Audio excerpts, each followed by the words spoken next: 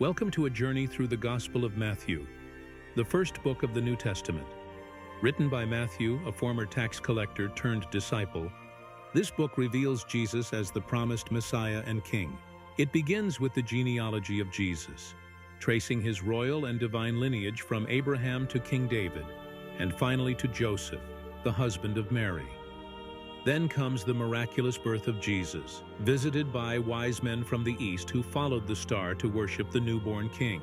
Fast forward, Jesus is baptized by John the Baptist, and the heavens open as the Spirit of God descends like a dove, declaring Jesus as God's beloved Son.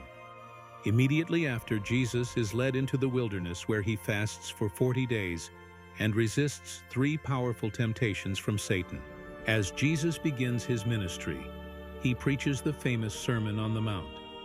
Blessed are the poor in spirit, he says, teaching about love, humility, forgiveness, and righteousness, turning worldly values upside down.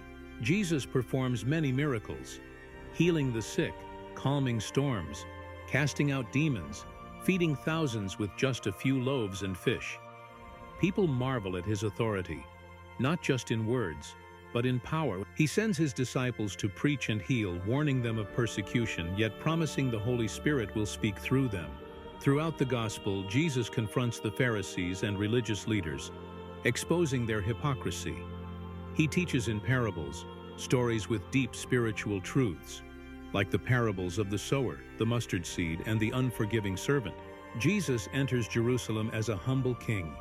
He cleanses the temple, curses a fig tree, and teaches about the end times and his second coming. At the Last Supper, Jesus shares bread and wine with his disciples, symbolizing his body and blood. He predicts his betrayal and prepares them for what's to come.